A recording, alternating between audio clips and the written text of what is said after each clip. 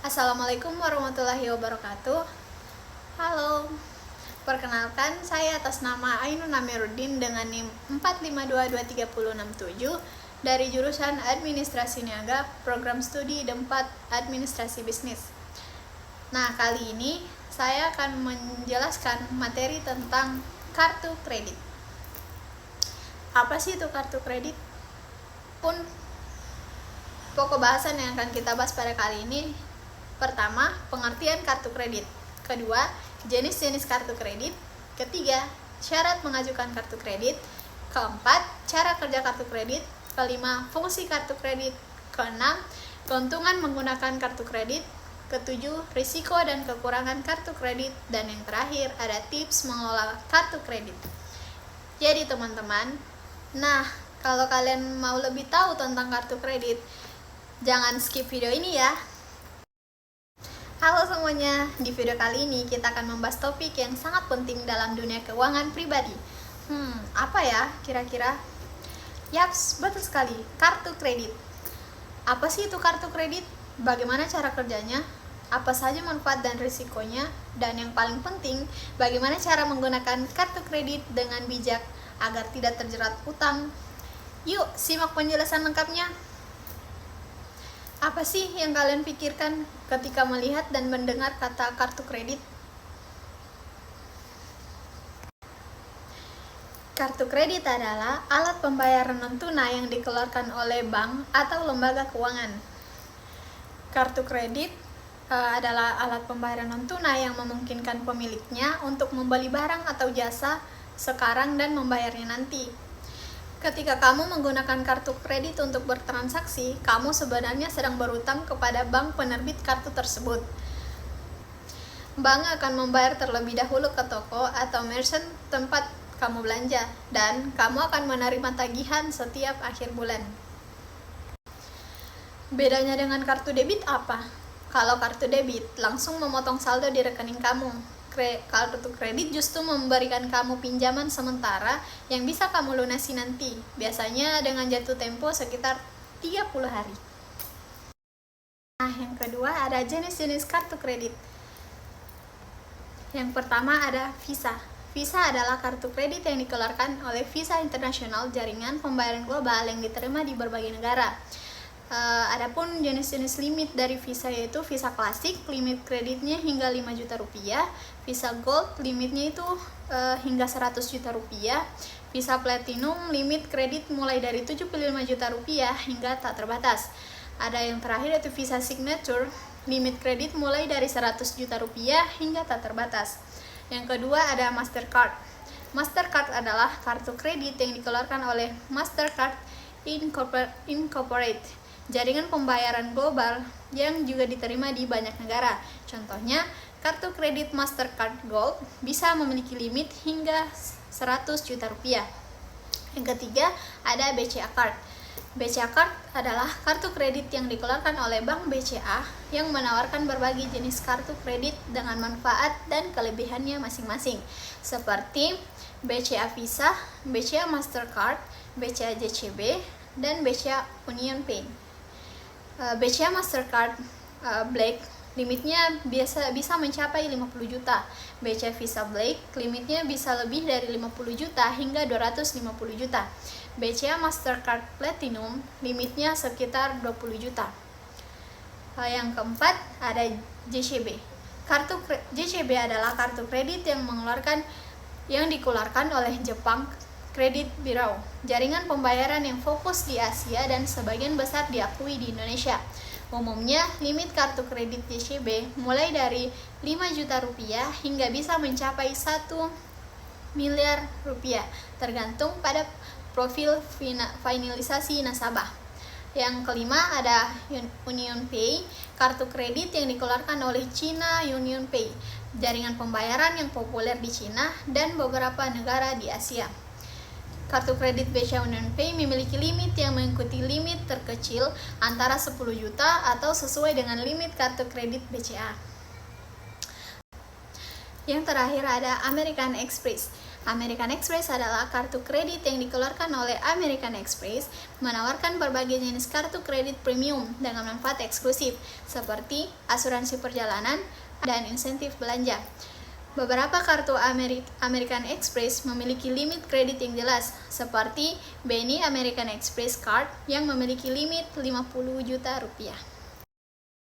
Syarat untuk mengajukan kartu kredit. Yang pertama, umur minimal pemegang kartu kredit, utama 21 tahun atau telah menikah.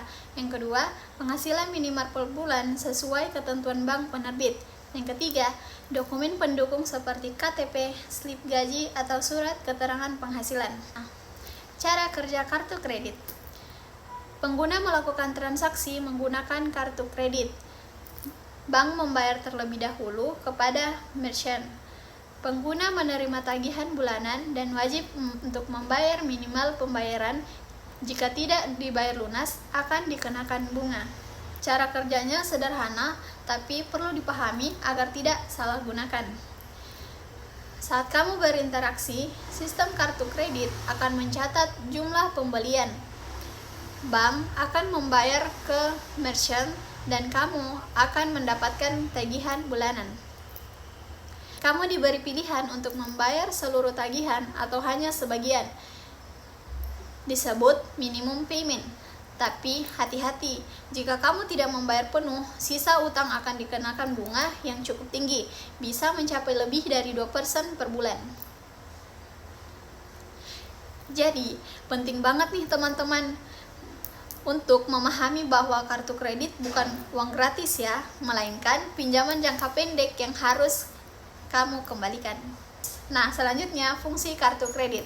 Kartu kredit punya banyak fungsi dalam kehidupan sehari-hari. Yang pertama, sebagai alat pembayaran. Sebagai alat pembayaran di toko atau restoran, e-commerce, atau bahkan di luar negeri. Yang kedua, sebagai sarana pinjaman jangka pendek. Sebagai sarana pinjaman darurat untuk kebutuhan mendesak tanpa perlu proses panjang seperti pinjaman bank. Yang ketiga, ada pengatur keuangan.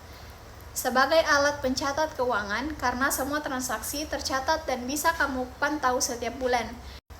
Nah, yang terakhir, promosi dan diskon. Tentu saja banyak promo, diskon, dan poin reward yang ditawarkan oleh penerbit kartu, seperti cashback, gratis tiket nonton, hingga akses lounge di bandara. Keuntungan menggunakan kartu kredit. Yang pertama, kemudahan dan fleksibilitas transaksi. Yang kedua, cicilan dengan bunga rendah bahkan 0%. Yang ketiga, dapat membangun histori kredit yang baik. Yang keempat, reward point dan fasilitas tambahan seperti akses lounge, asuransi, dan lain-lain. Kalau digunakan dengan bijak, kartu kredit bisa sangat bermanfaat. Memberikan fleksibilitas dan dalam berinteraksi, menyediakan program cicilan dengan bunga rendah bahkan 0%, membangun riwayat kredit yang baik. Yang penting jika kamu ingin mengajukan KPR atau pinjaman lain di masa depan. Mendapatkan berbagai fasilitas eksklusif seperti asuransi perjalanan, poin reward, akses prioritas, dan lainnya. Risiko dan kekurangan kartu kredit. Namun, kartu kredit juga punya risiko yang perlu diwaspadai. Yang pertama, bunga tinggi. Bunga tinggi jika kamu tidak membayar tagihan secara penuh. Denda dan biaya keterlambatan jika kamu melewati jatuh tempo. Kedua, potensi utang menumpuk.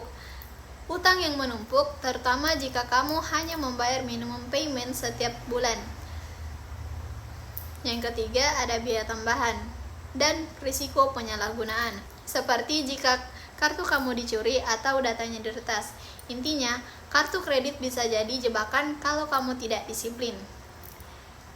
Nah, adapun tips mengelola kartu kredit agar kamu tidak terjerat hutang. Berikut beberapa tips mengelola kartu kredit dengan bijak. Yang pertama, bayar tagihan secara penuh dan tepat waktu. Jangan hanya bayar minimum. Yang kedua, gunakan hanya untuk kebutuhan penting, bukan untuk gaya hidup konsumtif. Yang ketiga, pantau limit dan transaksi secara berkala. Pantau limit dan transaksi secara rutin lewat aplikasi bank. Yang keempat, hindari memiliki terlalu banyak kartu. Punya terlalu banyak kartu karena bisa mempersulit kontrol pengeluaran. Gunakan kartu kredit sebagai alat bantu keuangan, bukan sebagai sumber pengeluaran yang tak terkendali. Kesimpulannya, kartu kredit adalah alat keuangan modern yang sangat berguna, tapi membutuhkan disiplin. Dengan penggunaan yang tepat, kartu kredit dapat membantu dalam perencanaan keuangan dan mendapatkan berbagai manfaat. Namun, jika disalahgunakan, risikonya cukup besar dan bisa merugikan keuangan pribadi. Gunakan dengan tanggung jawab dan jadikan kartu kredit sebagai sahabat keuangan, bukan musuh keuangan. Terakhir, ada motivasi dari saya nih teman-teman. Uang adalah alat, bukan tujuan. Gunakan dengan bijak, kelola dengan cerdas, dan kamu akan mengendalikannya, bukan dikendalikan olehnya. Mungkin cukup sampai di sini. Semoga teman-teman dapat memahami apa yang telah saya jelaskan tadi. Terima kasih atas perhatiannya. Dadah, jangan lupa like, comment, and subscribe.